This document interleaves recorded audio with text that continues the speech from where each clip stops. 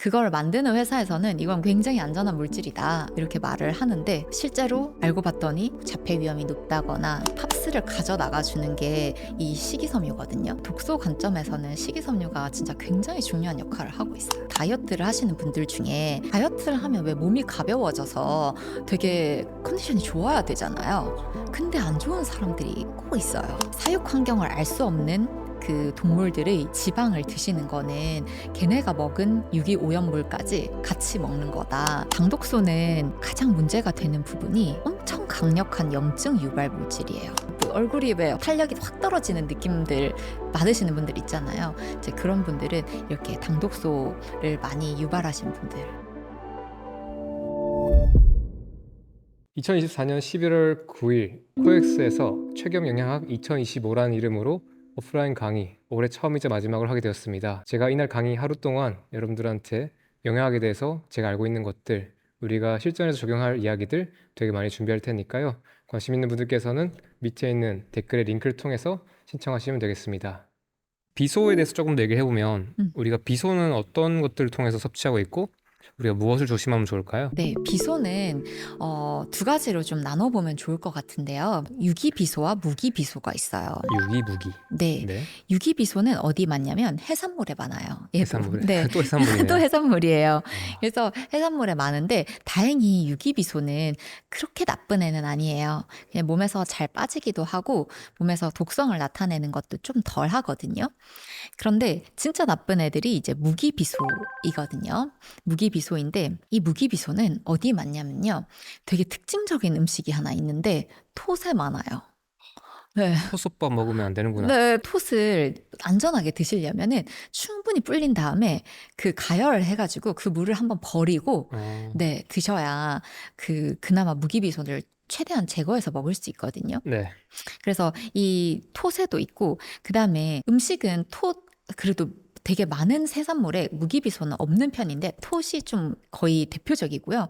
그다음에 하나는 제가 맨날 말씀드리는 게 쌀이거든요. 쌀. 와. 그렇다고 막 오염이 엄청 많이 된 음식인 건 절대 아니에요. 오염도는 낮아요. 낮은데 원래 우리가 독소가 들어올 때 오염도 곱하기 이제 먹는 양을 곱해야 되잖아요. 농도 곱하기 양이죠. 네. 근데 쌀은 워낙 섭취량이 많다 보니까 네, 이 양을 곱했을 때는 우리가 섭취하는 무기비소 중에 거의 10%에 달하는 양을 쌀이 차지한다고 하거든요. 그러니까 생각보다 조금 중요한 부분이어서 제가 쌀을 항상 말씀을 드리게 되는 것 같아요.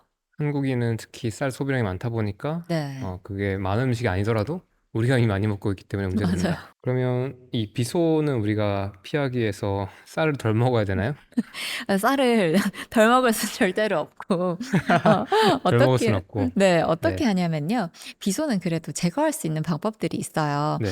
그래서 이거를 이제 씻을 때요. 조금 더 많이 왜 우리가 한 3번 헹구고 밥을 한다 뭐 이랬으면은 조금 더 4번, 5번 이렇게 헹구시고요. 그리고 쌀뜨물은 사용하지 않으시는 걸 권장을 드려요. 보통 그걸로 다른 걸 많이 하잖아요. 네네네. 그래서 이렇게 쌀뜨물 쓰지 마시고 이렇게 열심히 쓰시는 것만으로도 한 10에서 40% 정도는 비소를 줄일 수 있다고 하거든요. 기존 대비 말씀하신 거죠? 네. 그런데 이제 이걸로 좀 잘 안 되는 게 현미 같은 거예요. 제가 와, 진짜 아까 복잡해진다. 네, 현미가 되게 좋은 거라고 말씀을 드렸는데 이제 현미는 껍질을 어쨌든 함유한 아이들은 다 독소들이 조금 더 많은 상태라고 볼 수 있거든요. 그렇죠. 근데 이제 현미 같은 경우는 할 때 살짝 끓여가지고요. 이제 열심히 씻은 다음에 끓여서 초벌 물을 버려주면요. 그러면은 거의 한 50에서 70% 정도 이 비소를 없앨 수 있거든요. 그래서 제가 현미를 할 때는 이렇게 예벌로 한번 끓이시는 거를 좀 추천을 드리긴 해요. 그럼 밥솥이 아니라 냄비로 밥을 해야 되겠네요. 네, 그렇게 하는 거를 추천을 드리죠. 좋습니다. 여러분들 죄송하지만 우리가 네, 제가 너무 귀찮아 하실 것 같아서.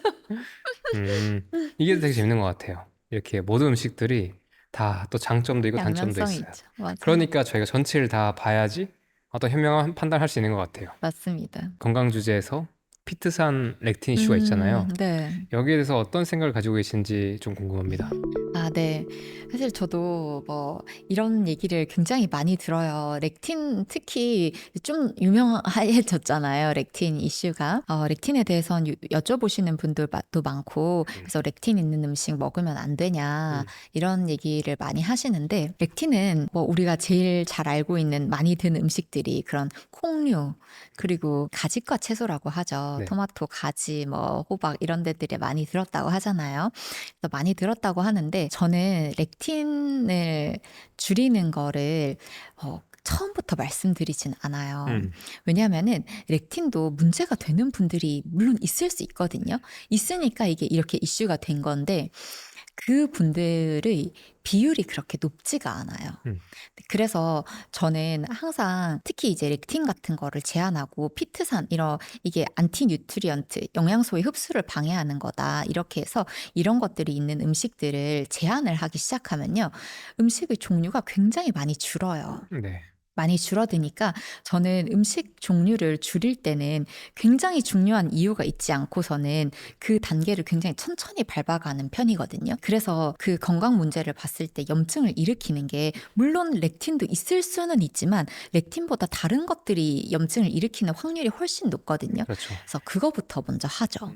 그거부터 해서 이걸부터 한 다음에 그래도 안 되는 사람들이 가끔 있을 수 있잖아요. 네. 진짜 대표적인 경우가 그 류마티스 관절염은 렉틴이랑 확실히 조금 연관성이 있다는 연구들이 있어서 그런 분들이 뭘 해도 안 나으신다 이러시면 이제 렉틴이 있는 음식들을 최대한 좀 줄여보는 그런 것도 하지만 저는 초기부터 이 피트산이나 렉틴을 줄이라고 말을 하지는 않는 편이에요. 저도 비슷한 관점으로 하고 있는데 렉틴, 피트산 얘기하기 전에 저는 설밀, 나튀, 그죠. 술 이런 이슈들이 너무 게임이 다르잖아요, 사실. 네. 이거는 사실 거의 그러니까 렉틴은 개인차가 있다고 해도 얘들은 사실 개인차가 있다고 보기가 쉽지 않은 맞아요. 정도의 영향력이 크다 보니까 걔들을 지금 관리하는 것도 쉽지 않기 때문에 이걸 다 얘기해버리면 사람들이 진짜 하기 엄두가 안 날 거라고 생각해서 네. 나중에 살짝 말씀드리는데 네. 제가 지금 말씀 들으면서 생각이 정리가 되는 건 혹시나 지금 자가면역 질환이 있거나 또는 특정 미량 영양소 결핍이 있거나 염증 문제가 좀 크거나 알 수 없는 통증이 있거나 면역 이슈가 있거나 이런 분들이 한 가지 더 추가하면 장 문제가 중요하긴 할 것 같아요. 맞아요. 장이 건강하지 않은 분들한테는 렉틴도 더 큰 영향을 미칠 수 있으니까 맞아요. 그런 분들이 아니라면 일단 지금 얘들은 알고만 계시고 맞아요. 흘려보내는 게 좋지 않을까? 네. 그리고 일단은 다른 거 먼저 잘 해보시다가 그렇게 나중에 시간이 지나도 뭔가 해결이 안 된다면 어쩌면 이 문제를 의심해 볼 수도 있다 네. 정도고 근데 지금은 고려하지 말자. 맞아요. 그렇게 순서대로 접근하시는 게 훨씬 덜 어렵고 네. 덜 힘들게 건강한 삶을 시작하시는 방법인 것 같아요. 저도 좀 흥미롭게 한 가지 제 사례가 있는데 예전에 식단한 초기쯤에는 제가 토마토를 먹으면 장이 좀 불편했거든요. 근데 지금 오랜만에 토마토를 먹으면 네. 괜찮더라고요. 그래서 이게 시간이 지나면서 이 어떤 음식에 대한 반응도 한 사람 안에서 바뀔 수 있구나를 좀 많이 느낍니다. 정말 맞습니다.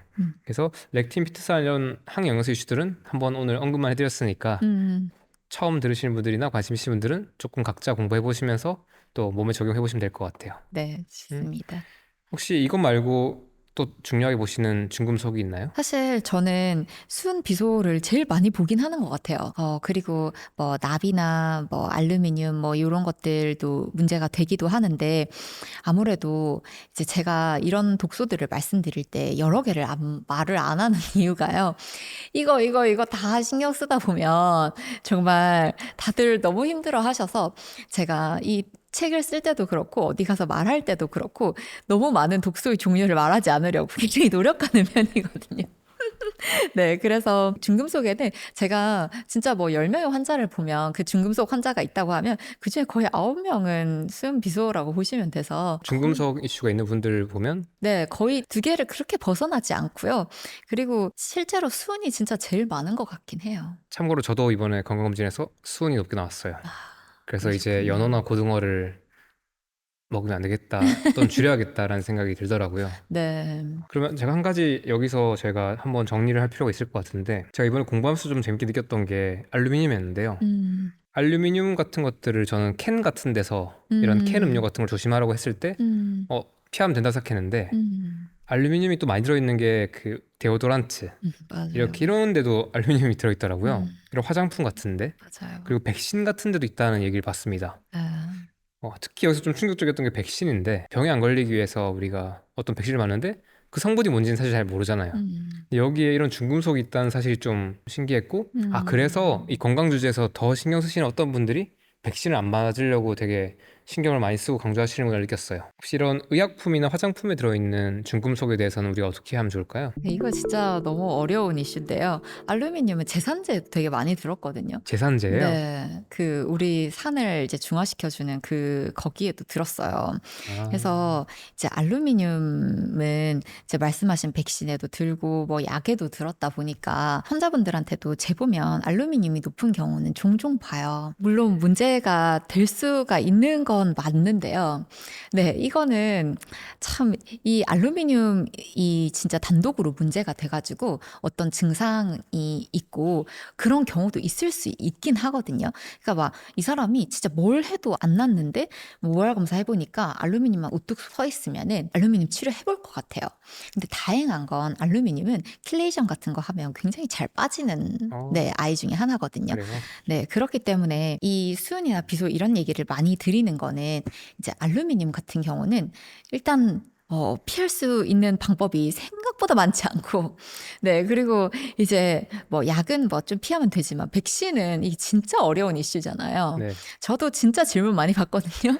맞아야 되냐, 네, 안 맞아야 되냐. 되냐. 그런데, 그걸 어떻게 답을 할 수 있겠어요. 그래서 알루미늄은 제가 보통 알루미늄에 대해서 말씀드리는 거는 알루미늄은 산성이랑 닿아서 고온 조리를 하면 조금 더 많이 용출이 되거든요. 네. 알루미늄 사용하실 때, 그러니까 어쩔 수 없이 피할 수 없는 것들이 조금 몇 가지 있잖아요. 그러니까 굳이 내가 노출될 필요는 없으니까, 호일 같은 거 쓰실 때 거기에 막 음식이 조리된 아이를 개체로 이렇게 굽는다든지 이런 것들을 하시면 조금 더 들어올 수 있잖아요. 캠핑 그래서 가서 고구마 구워 먹지 네네네. 말라. 그런 구워 먹는 거, 그런 거 굳이 하실 필요는 없고, 그리고 검사를 하셔서 만약에 높으신 것 같으면 이게 킬레이션으로 잘 빠져나간다는 얘기는 이제 소변으로 빠져나간다는 얘기거든요. 그래서 어쨌든 우리 몸에는 중금속들을 이제 빠져나가는 시스템이 있으니까 음, 일단 뭐, 네, 너무 걱정하실 필요까지는 없지 않나 생각을 합니다. 이것도 저희가 다 어른이니까 한번 말씀드린 거 안에서 현명하게 판단해 보시면 좋을 것 같아요. 네. 그럼 저희가 지금 중금속에 대해서 또 알아봤는데요. 음. 그 다음으로 말씀하셨던 게 잔류유기성 오염물질입니다. 네네네. 팝스죠. 이게 무엇인지 한번 정리해보고 대표적으로 어떤 것들이 저희한테 노출되고 있나요? 팝스는 이제 persistent organic pollutant. 그래서 팝스라고 부르는데요. 이름도 잔류성 유기 오염 물질이거든요. 이게 유기 오염 물질이라는 얘기는 우리 몸에선 지방이랑 친한 음, 이렇다는 뜻이에요. 이 유기 오염 물질이 왜 잔류성이냐? 왜 남냐? 네, 왜 남냐? 일단 자연에 들어가도 얘는 분해가 잘 안 돼요.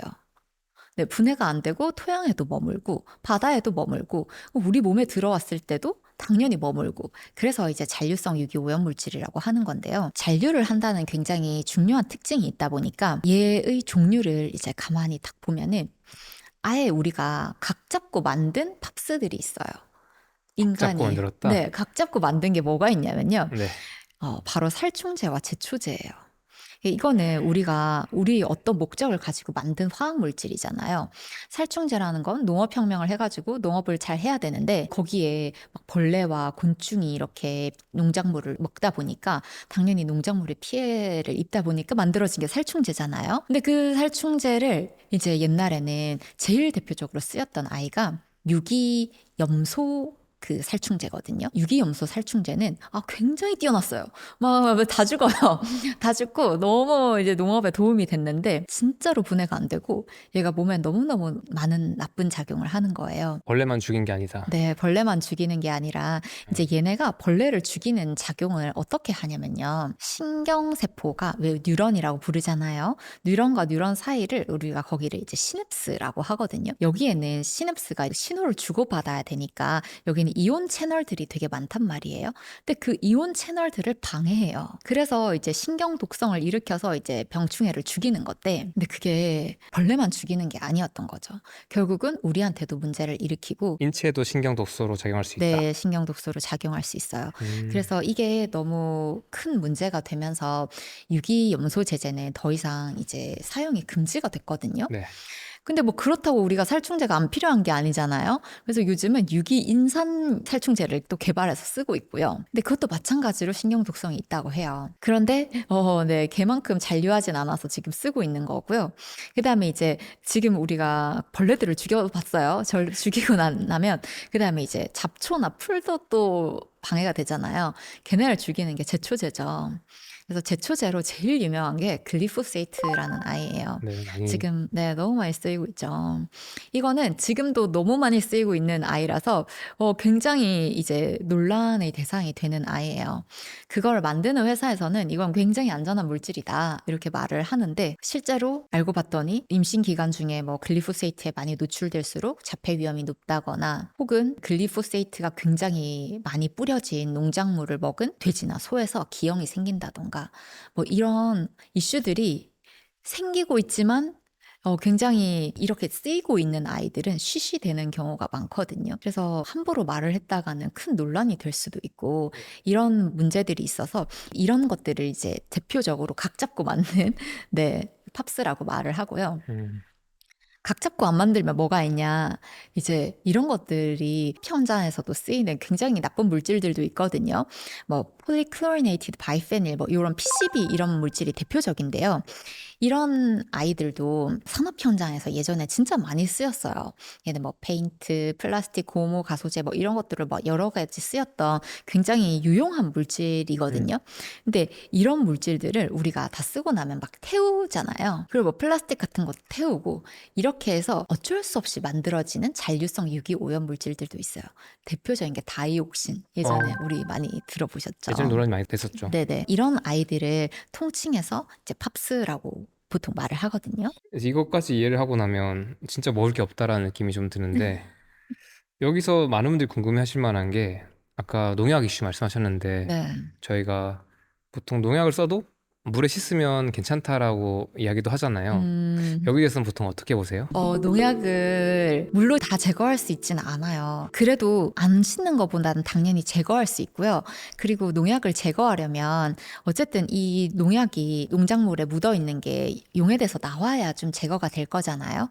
그래서 농약을 제거하는 방법으로는 많은 분들이 알고 계시는 그 식초를 쓰는 이유가 약간 산을 만들어서 일부 농약이 이렇게 용해돼서 나올 수 있게 하기 위함이고요.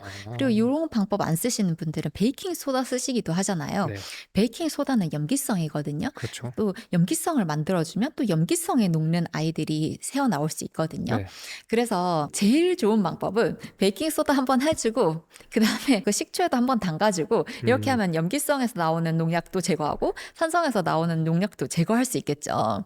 네, 그렇게 제거를 하시면 그래도 제일 좋은 농약 그 제거 방법이 될 것 같은데 그렇게까지는 우리가 하기가 어렵잖아요. 그래서 저도 보통 식초로 네, 식초로 씻어서 사용합니다. 어려운 게 저도 지금 그렇게 안 하는데 뭐 예를 들어서 제가 와이프가 있고 임실 준비한다고 하면 또 할 것 같긴 해요. 그러면 이제 식초 한번 하고 베이킹소다 한번 하고 할 것 같긴 한데 네. 이렇게 할 것 같아. 그러면 유기농을 사가지고 혹시 모르니까 네. 식초도 한번 하고 베이킹소다 한번 하고 흐르는 물에도 씻고 물 담그기도 하고 할 것 같아요. 근데 겸님은 정말 완벽주의자시군. 아, 평소에는 안 할 것 같은데 네. 한 가지 제가 여기서 되게 웃겼던 게 어떤 분들이 그래서 좀 귀찮아가지고 식초랑 베이킹소다를 같이 넣으시더라고요. 그러면 중화가 된다는 거 네, 그러면 안 네, 됩니다. 잊지 마시고 네. 하실 거면 따로. 네. 네, 어쨌든 뭐 건강 쪽에서 좀 이런 것들을 신경 쓰시는 분들이라면 저는 이게 우습게 막 넘어갈 문제도 아닌 것 같아요. 그죠. 그렇게 하시는 게 현명하고 네. 어쩌면 저도 아직 선생님도 여기까지 그렇게까지 아직 이제 이해하고 있어도 실천이 그렇게까지 안 되는 맞습니다. 것뿐이지만 네. 어쩌면 언젠가는 그게 당연했다라는 얘기가 나올 수도 있으니까 맞습니다. 저희가 그렇게 하시는 것도 되게 가치 있는 일이다라고 네, 볼 수 있을 것 같긴 해요. 네네. 그래도 가능하다면 저희가 그런 농약들을 사용하지 않은 농산물을 먹는 게 또 안전하겠다는 생각이 들긴 합니다. 네, 그래서 최대한 유기농이나 무농약 사라고 추천을 드리긴 하는 것 같아요.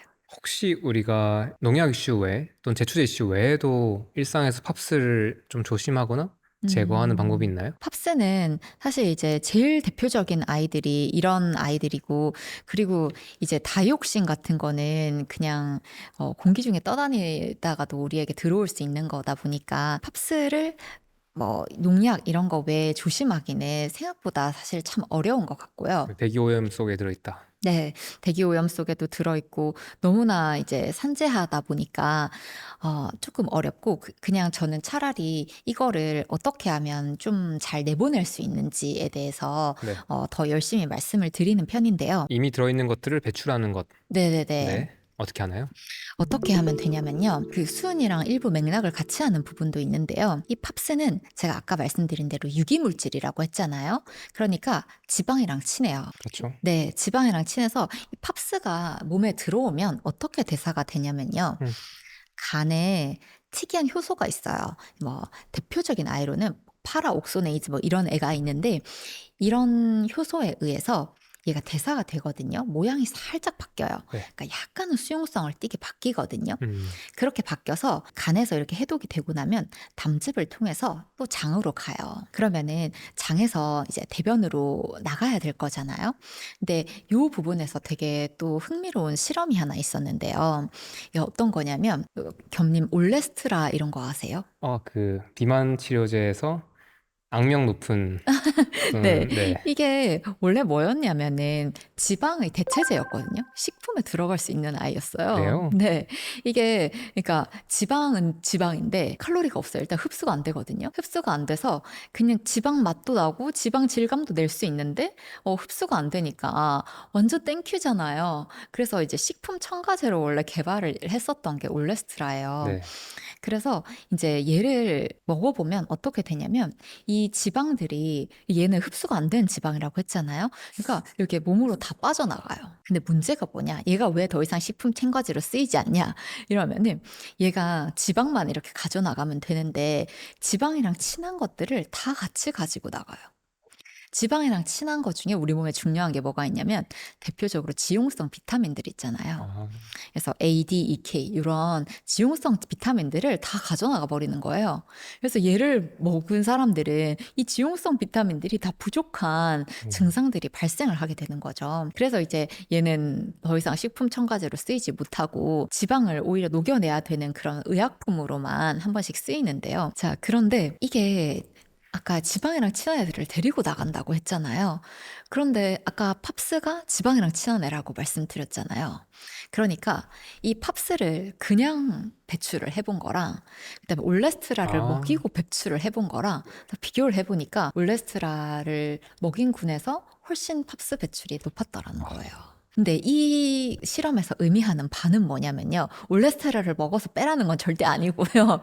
이게 뭐냐면 그만큼 이제 대변으로 우리가 해독을 해서 팝스를 내보낸 것 중에 많은 부분이 재흡수된다는 얘기예요. 아, 네, 이 올레스테라가 재흡수 안 되게 하는 애잖아요. 그렇죠. 그래서 가지고 나가는 애인데 얘보다 얘가 훨씬 적게 검출됐다는 거는 우리 몸이 이걸 확 재흡수해 버렸다는 얘기잖아요. 그러니까 이 팝스 같은 것도 우리 몸에서 결국은 열심히 간이 해독해서 내보냈는데 장에서 재흡수된다는 뜻이거든요. 그러니까 우리는 이걸 막아주는 게 굉장히 중요한 거예요. 그러면은 제가 아까 수은의 그 재흡수를 막아주는 게 뭐라고 말씀드렸죠? 네, 그 소화가 안 되는 식이섬유라고 말씀을 드렸죠. 마찬가지예요. 팝스도 올레스테롤을 쓰면 지용성 비타민까지 같이 잃어야 되잖아요. 그런 부작용 없이 이 팝스를 가져나가 주는 게 이 식이섬유거든요. 그래서 진짜 독소 관점에서는 식이섬유가 진짜 굉장히 중요한 역할을 하고 있어요. 여기서 또 드는 생각이 하나 있는데요. 이 다이어트 하다 보면 특히 간헐적 단식이나 뭐 탄수화물 줄이든 이렇게 하면 살이 잘 빠지잖아요. 그때 어떤 분들이 뭐 우리가 되게 다양한 부작용들을 경험하시는 걸 볼 수 있는데 그분들이 지방이 빠질 때 지방 안에 있는 독소들이 많이 나오는데 그 중에 하나가 팝스였겠다. 맞아요, 맞아요. 그러니까 과거 살아오시면서 이 팝스에 많이 노출되신 분들 몸에 많이 쌓아놓고 있었던 분들은 그게 그때 많이 나가겠다는 생각이 드네요. 저도 이 얘기를 굉장히 많이 드리는데요. 특히 이제 20, 30대 다이어트 하시는 분들은 그래도 좀 덜한데 확실히 좀 오랜 기간 독소를 몸에 쌓으셨던 분들 한 3, 아, 40대 이상에서 다이어트를 하시는 분들 중에 네, 다이어트를 하면 왜 몸이 가벼워져서 되게 컨디션이 좋아야 되잖아요. 그렇죠. 근데 안 좋은 사람들이 꼭 네, 있어요. 그런 분들이 있어요. 그러니까 네. 어떤 분들은 또 나이가 있어도 가벼워진다라는 네. 분도 계신데 반대도 있죠. 맞아요. 그분들이 바로 이런 지방에 이제 저장돼 있던 팝스가 지방이 타니까 더 이상 있을 곳이었잖아요. 그러면 이제 혈중을 떠돌다가 많은 문제를 일으키게 되고 그것 때문에 네, 컨디션 저하가 오시는 것 같아요. 또 그런 관점에서 보면 요즘에 이제 카니보어도 많이 하시고 사실 네네. 탄수화물 줄일 때 우리가 자연스럽게 이런 채소들을 덜 먹게 되는데 저도 음, 사실 그런 관점으로 좀 많이 보긴 했었고 음, 그런데 그것만 볼 게 아니라 네, 독소가 많은 분들일 수 있기 때문에 맞아요. 그러면 채소를 의식적으로 더 먹어주는 게 필요하겠다. 네, 이런 분들한테는 제가 아예 현미 껍질을 따로 제품으로 된 것도 있거든요. 그거 먹으라고도 말씀드려요. 혹시 그 외에 또 저희가 뭐 식단에서 신경 쓸 만한 게 있나요? 아, 네, 하나 있어요. 그, 제가 이 팝스가 지방이랑 친하다고 했잖아요. 그러니까 우리가 고기를 먹을 때도 고기를 선택할 때 우리 지방에만 이 팝스가 녹아있는 게 아닐 거잖아요. 그러니까 고기 살 때 우리나라 삼겹살 진짜 좋아하시잖아요. 삼겹살의 지방에 또 얼마나 많은 유기 물질들이 녹아 있겠어요. 음, 그래서 독소에 좀 민감한 사람들이 있거든요. 그런 분들은 이제 아무리 지방이 좋다고 해도 지방 중에 건강한 지방이 좋은 거니까 이제 사육 환경을 알 수 없는 그 동물들의 지방을 드시는 거는 걔네가 먹은 유기 오염물까지 같이 먹는 거다. 요 부분을 좀 기억을 해 주셔가지고 음. 네, 음식 선택하실 때 요 부분을 좀 신경 써 주시면 그것만 하셔도 팝스 부분을 좀 줄일 수 있거든요. 동물성 식품을 섭취할 때 문제가 되는 원인이 의외로 또 그 네, 이런 친구들이 먹고 부분일 수 있어요. 자란 사료 네. 또는 그 사이에 노출된 어떤 오염 물질들일 수도 있다. 네, 그럴 수 있어요. 쉽지 않습니다. 진짜 쉽지 않죠? 네. 당 독소도 문제가 된다고 말씀하셨습니다. 네. 당 독소란 무엇이고 어떤 문제가 있나요? 네, 당독소라는 건요, 단백질이나 지방에 당이 들러붙어서 만들어지는 그 물질을 최종 당화 산물, 그 Advanced Glycated End Product라고 하거든요. 그래서 이걸 줄여서 AGE라고 해요. AGE. 네. 네. 근데 이름이 좀 길고 좀 낯설다 보니까 이거를 그냥 당독소라고 많이 불러요. 음, 네. 그래서 이게 네, AGE 정의이고요. 이 최종 당화산물 자체를 당 독소라고 볼 수 있다. 네. 이해했습니다.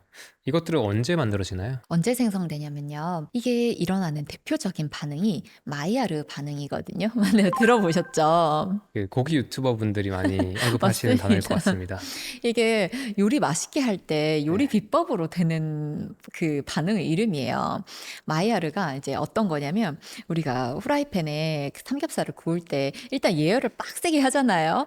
그런 다음에 고기가 화력이 되게 굉장히 높은 그 인덕션에서 이제 고기를 탁 굽게 되면 굉장히 바삭바삭하고 노릇노릇하게 굽히잖아요. 거기에 또 요리 비법으로 설탕을 살짝만 추가해주면 굉장히 맛있게 감칠맛이 돈다는 이제 그런 이야기들이 있거든요. 돼지갈비가 그래서 맛있잖아요. 네, 맞습니다. 이제 아, 이런 반응이 이제 대표적인 건데 고기가 단백질이나 지방이죠. 거기에 당이 같이 있을 때 뭐 탄단지네요. 네, 거기 있을 때 근데 수분 없이 가열 조리를 하는 거예요. 그렇게 해서 얘네들이 붙어서 생기는 게 네, 최종 당화 산물이거든요. 그러니까 이거는 많이 생기는 게 요리 과정이나 조리 과정 이런 음식으로부터도 굉장히 많이 올 수 있고요. 그리고 이 우리 몸에서도 그냥 생기기도 해요. 우리 자연스럽게요. 네, 자연스럽게 생기는 최종 당화 산물도 있거든요. 그러니까 우리가 이제 사람의 피부를 보면 어린 애들 보면 뽀송뽀송하잖아요. 뽀송뽀송한데 이제 나이가 들면 들수록 탄력을 잃고 좀 쭈글쭈글해지는 느낌이 있잖아요. 그래서 그게 되는 이유가 콜라겐이라는 이 섬유에 계속 당이 붙으면서 그 이 콜라겐의 형태가 살짝 변하고 음, 그러면서 구조가 변해서 탄력이 떨어져서 그렇거든요. 음, 그러니까 그냥 노화 과정에서 그냥 자연스럽게 일어나는 반응 중에 하나기도 해요. 그러니까 결국은 당독소는 노화랑 직결이 되는데 밖에서 당독수를 이렇게 넣어주시면 그 노화가 조금 더 촉진된다. 그래서 당독수는 노화에 의해서 자연스럽게 일어나기도 하고 우리가 넣어주기도 한다. 그렇게 보시면 좋을 것 같아요. 그러면 저희가 요리할 때, 구울 때 음, 또는 튀길 때 이게 만들어지는 걸 알고 있습니다. 그래서 당독서가 와닿지 않는 분들이 많을 것 같아요. 저희 아버지도 특히 아직도 이제 고깃집 가면 저는 조금 덜 굽자고 하는데 아버지는 바삭하게 구워야 맛있다라고 하시거든요. 네, 네, 각자 취향이 있지만 네, 이런 분들한테 사실 여전히 이게 단순히 노화라는 말은 좀 와닿지 않는 것 같아요. 그죠. 당독서가 많았을 때 실질적으로 어떤 문제가 생기는지 그 원리가 뭔지 조금 더 궁금합니다. 당독소는 제가 몸에서 가장 문제가 되는 부분이 얘는 엄청 강력한 염증 유발 물질이에요. 당독서가 염증을 유발한다. 네, 염증을 음, 유발하는데 이제 당독소는 우리 몸에 이제 제가 아까 AGE라고 했잖아요. 이 AGE를 감지할 수 있는 receptor for AGE라고 해서 RAGE라는 수용체가 아예 따로 있어요, 우리 몸에. 오, 네, 그래서 이 AGE가 만들어지거나 몸에 들어오면요, 네. 이 RAGE라는 수용체에 결합을 할 수 있거든요. 그러면은 이 수용체가 굉장히 많은 기전을 활성화시킬 수 있어요. 어, 근데 그 굉장히 많은 그 기전 끝에 결국 뭘 하냐? 염증을 일으켜요. 아, 그래서 당독소는요, 이 염증을 일으키는 핵심 기전을 엄청 활성화시키기 때문에요, 정말 만성 질환의 근원이 된다고도 하거든요. 그래서 얘가 뭐 심혈관 질환, 음, 당뇨, 얘가 그 신경 독성도 꽤 또 많거든요. 신경 독성이. 네, 또 그래서 막 치매 같은 그런 문제도 와, 굉장히 연관이 높고, 그래서 제가 당독소 같은 거 얘기할 때 꼭 얘기하는 아이가 치매예요. 제가 치매 얘기를 많이 드리는데, 물론 당독소와 치매가 뭐 연관성이 무조건 있다 이런 건 아닌데, 이제 치매는 워낙 기전 연구도 많이 되고 있고, 우리가 제일 뭐 많이 알고 있는 거는 베타 아밀로이드라는 단백질들이 쌓이더라, 뭐 타우 프로테인이라는 게 쌓이더라. 그래서 이제 신경에 이런 쓸데없는 단백질들이 뭉치고 쌓이면서 신경 독성이 생기고 뇌가 쪼그라들면서 인지 기능이 떨어지더라. 뭐 이 정도를 이해하고 있잖아요. 그거 외에도 사실 연구자들이 밝혀낸 게 진짜로 많을 텐데, 이제 그 중에 하나라고 보시면 되는데요. 치매는 생각보다 가족력이 좀 있어요. 음, 네, 가족력이 있고 치매를 높이는데 딱 치매하면 떠오르는 유전자가 있을 정도로 치매의 위험을 높이는 유전자가 하나 있거든요. 아, 저 이거 김경철 원장님 인터뷰에서 바로 썼습니다. 네, 들어보신 적 있으시죠? 아포이라고 하는 유전자인데요. 아포이. 네, 아포이라는 유전자는 이제 지질을 운반할 때 쓰는 단백질이에요. 그래서 얘는 세 종류가 있거든요. 아포이2도 있고, 3도 있고, 4도 있어요. 근데 이제 4가 문제가 되는 아이거든요. 네. 그래서 이제 4가 문제가 되는데, 얘는 우리가 유전자 2개 가지고 있잖아요. 엄마한테 온 네, 거, 아빠한테 엄마한테 온 온 거. 거, 아빠한테 온 거. 그래서 근데 아포이 4가 하나 있는 사람은 치매 리스크가 3배가 높아요. 네. 그리고 이게 둘 다 있는 사람들은 무려 12배가 높단 말이에요. 12배요. 네. 이게 솔직히 분명히 치매는 굉장히 다양한 게 그 합쳐져서 생기는 병이라고 배웠는데, 어떤 유전자 하나 때문에 병의 리스크가 3배, 12배 올라간다는 건 좀 놀라운 일이잖아요. 어떤 분들은 억울하시겠네요. 나 술, 억울하죠. 담배 안 하는데 네. 예를 들어서 왜 치매 걸렸냐 이런 계획도 있을 거잖아요. 진짜 그렇죠. 어, 제가 이거 가지고 있거든요. 2개 가지고 계세요? 저 하나 가지고 있어요. 아, 네, 하나 가지고 있으면 3, 4배. 네. 어, 그러다 보니까 이 아포이에 대한 관심이 높을 수밖에 없죠. 네. 그래서 근데 이 아포이를 가진 사람들은요, 일단 얘가 정확하게는 아포이 유전자의 변이를 가진 사람이죠. 그렇죠. 아포이4라는 네. 유전자. 아포이. 아포이4를 가진 네. 사람들이죠. 아포이4가 특징이 뭐냐면, 얘가 그 당독소 AGE랑 결합을 굉장히 잘하는 특징이 있고요. 이게 세포 안에 있는 유전자인데 이게 지질을 운반해주는 유전자인데, 근데 얘가 AGE랑 결합을 엄청 잘하는 거예요. 뭔가 뭉칠 것 같은 느낌이 들잖아요. 네. 그 기전은 사실 아직 다 밝혀져 있진 않아요. 그런데 얘가 당독소랑 결합을 잘한다는 사실은 밝혀져 있어요. 네, 그러다 보니까 이런 사람들은 아무래도 당독소 같은 걸 먹을 때 조금 더 주의를 해서 먹어야겠죠. 저도 예전에 제가 제일 좋아하는 음식 중에 하나가 닭강정 꿔바로우였거든요. 저도 그랬는데, 설민 앞뒤. 네. 네 가지 다 해당되는 네, 물질이에요. 정말 근데 이게 이렇게까지 연관이 제가 뭐 아포이가 있으면 치매 유전자가 높아진다는 것도 알고 있었어요. 근데 그 습관이 잘 안 고쳐지더라고요. 근데 약간 이런 그 기전들을 조금 더 명확히 알고 나니까 약간 당독소가 네. 네, 치매에서 미치는 영향이 물론 이 유전자랑도 있겠지만 뭔가 뭉치게 하는 그 역할을 할 수 있을 것 같다는 생각이 들더라고요. 어, 네, 그 생각을 한 이후로는 조금 덜 먹게 되는 것 같아요. 불과 선생님께서 지금 몇 분 동안 설명해 주신 것만 들어도 저도 약간 더 이게 와닿는 것 같아요. 전 단순히 당독소 안 좋아라고 하는 거 말고 넘어서서 일단 너 유전자 체크해봤어? 유전자 보면 리스크 대충 나오는데 한 개 또는 두 개가 있으면 리스크가 높은 편이고 그리고 걔들이 우리 유전자 안에서 문제를 만들어서 또 더 큰 문제를 만들 수 있어. 이 말이 조금 어떤 분들한테는 와닿을 것 같고요. 네, 또 희망적인 건 선생님께서도 아시지만 못한 시절이 있었다. 그러니까 맞아요. 우리가 스스로 너무 자책할 거 없고 우리 다 똑같은 사람이라서 알고도 쉽지 않지만 그래도 우리가 건강하게 네, 노년까지 치매 없이 음, 건강한 정신을 살고 싶으니까 음, 조심해보자라는 메시지로 맞습니다. 살 수 있을 것 같습니다. 네네. 제가 또 따로 정리를 해보니까 당독소 관련해서는 말씀하셨던 이런 치매나 파킨슨 또 아버님 이야기도 여기도 같이 연결될 수 있을 것 같은데 맞아요. 뭐 피부 노화 피부 많은 노화. 분들이 안티에이징 하시는데 사실 당독소를 노출시키면서 그러니까 튀기거나 구운 음식을 많이 먹으면서 안티에이징 화장품을 바르는 건 아, 말도 안 되네. 조금 순서가 네, 잘못되었다. 그렇죠. 말도 안 된다고 또 이런 말하면 안 되는데. 네, 그, 네, 안에서 그렇게 콜라겐이 변성되도록 환경을 조성을 해놓고 밖에서 어떻게 해가지고는 탄력을 유지하기가 어렵기 때문에 그래서 피부 노화를 위해서는 진짜 당독소든 이게 콜라겐은 빨리빨리 재생이 안 되거든요. 네. 네, 걔네는 되게 오래 몸에서 머물러요.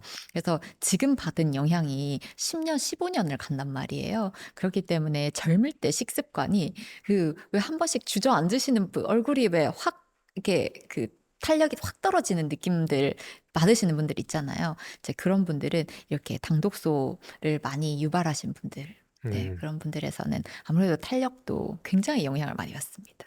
어쨌든 스킨케어 막 열심히 하시고 밤마다 이렇게 하시고 하시는 분들은 그것도 중요하지만 네, 이렇게 안쪽에서 나오는 독소 이슈를 다루는 것도 신경 쓰자라는 말씀으로 맞습니다. 보겠습니다.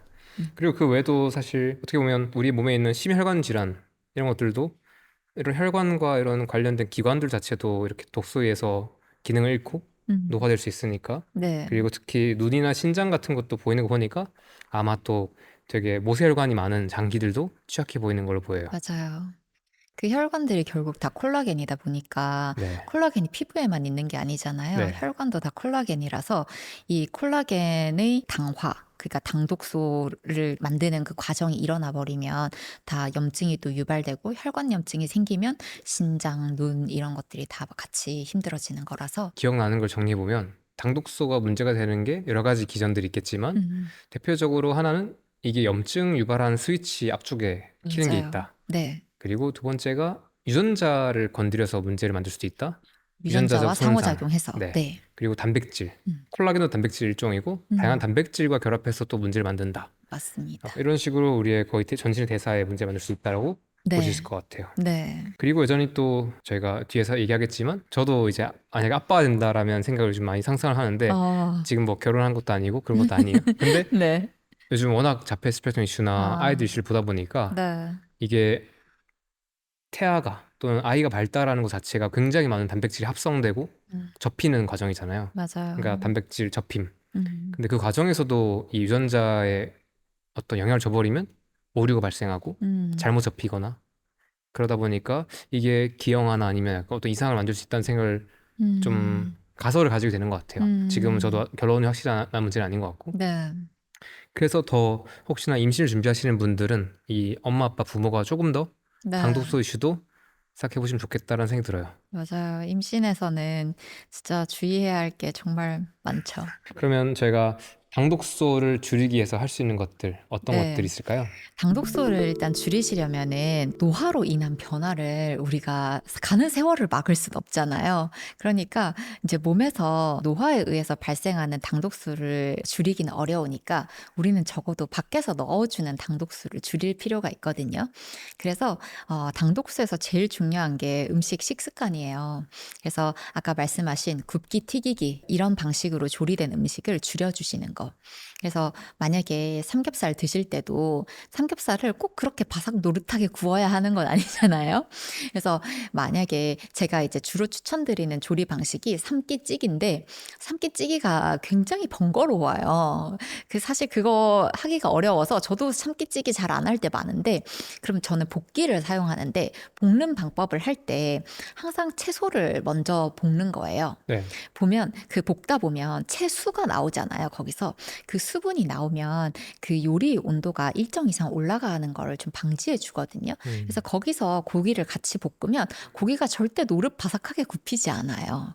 네, 그런 방식으로 이제 그 당독소의 생성량을 좀 줄여볼 수 있고요. 그리고 또 조금 피하셨으면 좋겠는 음식이 이제 이 베이커리류인데요. 우리 빵 굽는 과정을 한 번만 생각을 해보면 밀가루, 설탕, 버터 넣고 180도에 굽잖아요. 그러네요. 네, 그냥 당독소 제가 생기는 과정이랑 너무 똑같지 않나요? 네, 그러니까 이 베이커리류들이랑 이렇게 굽고 튀긴 음식 이렇게 좀 줄여주시는 거. 제가 세포 디톡스를 그렇게 강조하는 이유가요. 활성산소가 많은 몸에서는 당독소가 훨씬 많이 생겨요. 네, 그렇기 때문에 제가 세포 디톡스 얘기를 진짜로 많이 하게 되는 이유가 얘는 모든 안 좋은 반응을 가속화시키거든요. 다 이렇게 얽혀 있네요. 네, 그렇습니다. 한 가지 제가 그래도 개인적인 인사이트로는 저도 처음에는 이렇게 굽는 걸 많이 하다가 어느 순간부터는 이 이슈를 이해하고 나서 찌기 시작했는데 의외로 저는 지금 찜기밖에 안 써요. 거의 찜기를 쓰고 굽는 건 정말 가끔씩 하는 것 같은데 왜냐면 찜기가 처음에는 어색했는데 지금은 뭐든지 그냥 때려박고 그냥 타이머 누르면 끝나더라고요. 그쵸, 그쵸. 고기도 보통 우리가 구울 때 연기도 나고 냄새 이렇게 기름도 튀고 하는데 찌면 그럴 거 없이 그냥 고기를 썰어서 넣는다. 맞아. 타이머를 누른다. 내 할 일 하고 온다. 쪄져 있다. 맞아요. 그래서 전 좋았고 대신에 저는 이럴 때 굽는 게 손님들 올 때 조금 맞아요. 대접할 일 있을 때 그때는 맛이 조금 더 필요하니까 그럴 때는 굽거나 아니면 그때도 내가 신경을 쓴다면 한번 쪄놓고 쪄서 그 채소든 고기든 조리를 한 상태에서 마지막에 이렇게 한번 볶는 것도 괜찮은 것 같아요. 되게 좋은 방법이네요. 네.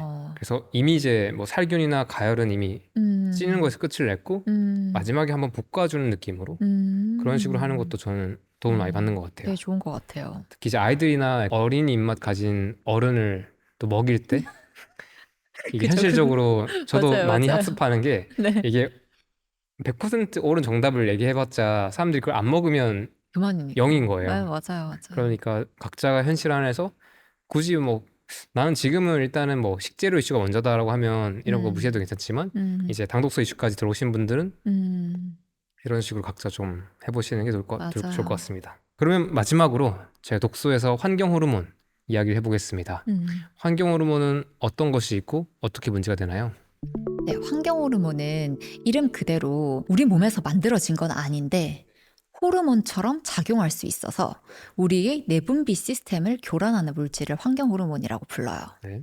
그래서 그 환경 호르몬의 대표적인 아이로 거론되는 아이들이 뭐가 있냐면 프탈레이트, 파라벤, 그리고 세 번째가 비스페놀. 뭐 이런 아이들이 제일 대표적인 이유가 일단 얘네들이 가장 연구도 많이 되고 가장 흔하기도 하고 그리고 측정을 해볼 수도 있어요. 몸 안에 있는 네, 거요? 몸 안에 있는 걸.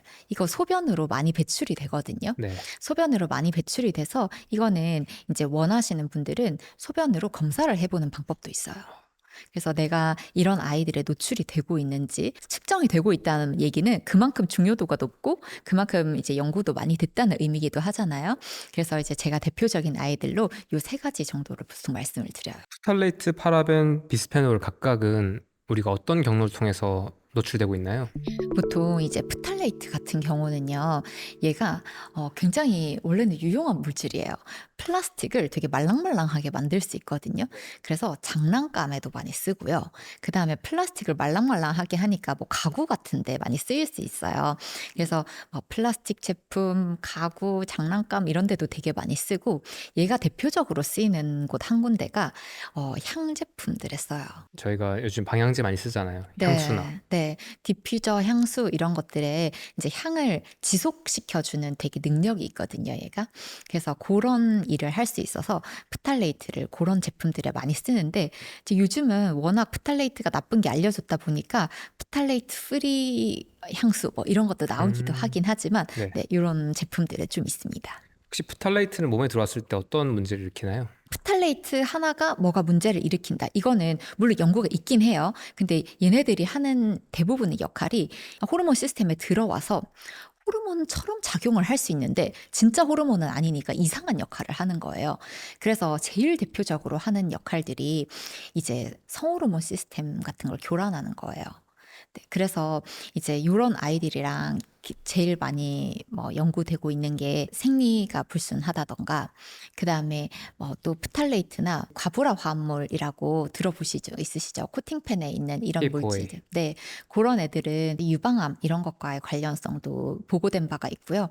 근데 이게 제가 뭐 어떤 딱 특정한 질환이랑 연관성을 하기가 어려운 게, 그런 연구들을 보면 거의 뭐 일관성이 없다, 연관성은 있을 수 있지만 아닌 경우도 있다, 뭐 이런 것들이 너무 많아요. 그래서 제가 특정 질환을 말씀드리진 잘 않고요. 뭐 이런 아이들이 호르몬 시스템을 교란해서 뭐 비스페놀 같은 경우는 진짜 대표적으로 생리 주기 이런 것들을 교란할 수 있거든요. 네.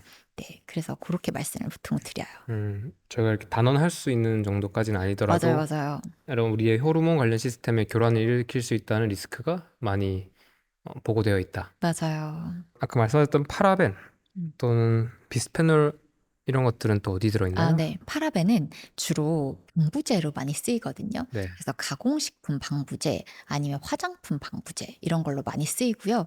그 다음에 이제 비스페놀 같은 경우는 얘가 제일 유명해진 계기가 영수증이었어요.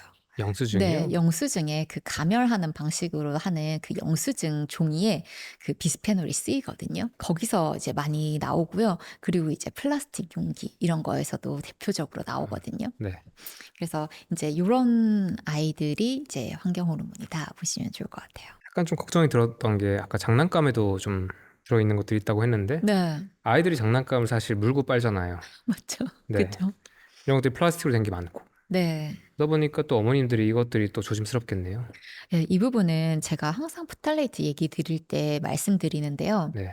꼭 장난감을 사실 때요, 장난감 뒤에 상자 뒷면에 경고 문구를 꼭 보셔야 돼요. 아, 네, 거기에 법적으로 쓰도록 되어 있거든요. 그래서 거기에 뭐라고 쓰이냐면 프탈레이트 가소제가 용출될 수 있으니 주의하세요 이렇게 써 있어요. 네. 근데 이제 그게 아무리 써 있어도 사람들이 뽀로로가 붙어 네, 그런 캐릭터가 붙어 있으면 네, 사게 되시는 경우가 많잖아요. 사고 나면 또 모르죠. 모르죠. 네. 네, 그래서 꼭 사실 때 이제 특히 이제 물고 빠는 게 조절이 안 되는 그 네. 어린 나이에는 이걸 꼭 확인하고 사시는 게 좋습니다. 어린이 장난감은 어떻게 고르는 게 좋을까요? 그래서 제가 많은 분들이 여쭤보시면 요즘 원목 장난감이 잘 나오더라고. 원목으로 된 거? 원목으로 된 거. 네. 근데 다들 싫어하세요. 그런 얘기하면. 좋습니다. 그럼 이제 이렇게 아이 출산한 엄마들 선물할 때 네. 이런 플라스틱 장난감보다는 네. 이런 원목으로 된 장난감을 사드리면 네. 조금 더 센스가 있다. 네, 그렇습니다. 그 화장품을 고를 때 파라벤 있는지 확인하는 것도 있는 것 맞아요, 같고요. 맞아요. 화장품 성분 검색 어플 같은 것들이 있더라고요. 맞아요. 거기 보면 이렇게 유해한 물질들이 뭔지 체크를 해주는 것 같은데 네, 그 앱이 한번 생각났고요. 맞아요. 거기서 파라벤 프리 이런 거 보시면 좋을 것 같아요.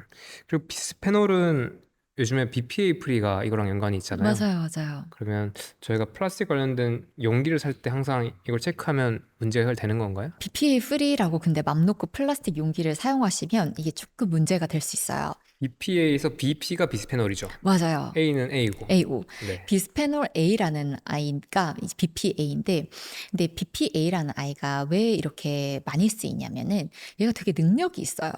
능력이 있어서 플라스틱을 굉장히 단단하게 만들고요. 열에도 되게 강하게 만들어준단 말이에요. 우리가 너무 좋아하는 특징이잖아요. 그래서 이 물성이 필요해서 사실 비스페놀 A를 쓰는 거거든요. 근데 우리가 비스페놀 A를 안 쓰면 이 물성이 안 필요하냐? 이건 아니잖아요. 그러니까 우리는 어떤 방법을 생각해내냐? 비스페놀 A의 친구를 써요. 그래서 비스페놀 F를 쓰거나 비스페놀 S를 그냥 대체해서 사용하거든요. 플라스틱을 만들 때. 그러니까 근데 얘네가 BPA랑 다르냐? 비슷해요.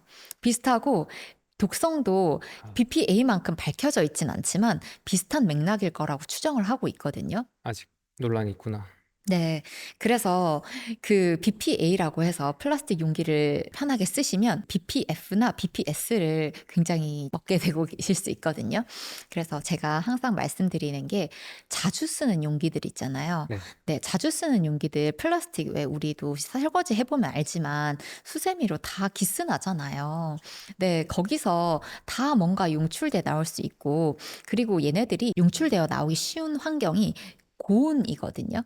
그래서 전자레인지 돌릴 때 네, 플라스틱 쓰는 거는 제가 진짜 조금 하지 말아달라. 그래서 유리 쓰거나 아니면 왜 실리콘 뚜껑으로 이렇게 막아서 전자레인지 돌리면 되니까 네, 플라스틱 대신 그런 방식으로 좀 사용해 주시면 비스페놀 노출을 좀 줄일 수 있을 것 같아요. 좋습니다. 환경 호르몬 관련해서 또 얘들 말고 혹시나 조금 더 중요하게 보시는 게 있나요? 제가 아까 말씀드린 그 과부라 화합물이요. 네. 과부라 화합물이 사실 어째 보면 제일 많이 노출되는 물질인 것 같기도 한데요. 어떤 걸 통해서 어디에 노출되나요? 있냐면 코팅팬에 있어요. 코팅팬. 네, 코팅팬에 있다 보니까 우리 코팅팬 안 쓰시는 가정이 사실 거의 없다고 할 정도로 정말 많이 쓰는 거잖아요. 근데 이 코팅팬에 과부라 화합물을 쓰는데 제가 코팅팬을 그렇다고 쓰지 말라 이런 건 절대 아니고요. 근데 하나 주의하셔야 될 건 뭐냐면 제가 아까 고온일 때 이런 환경 호르몬이 용출되기가 쉽다고 했잖아요.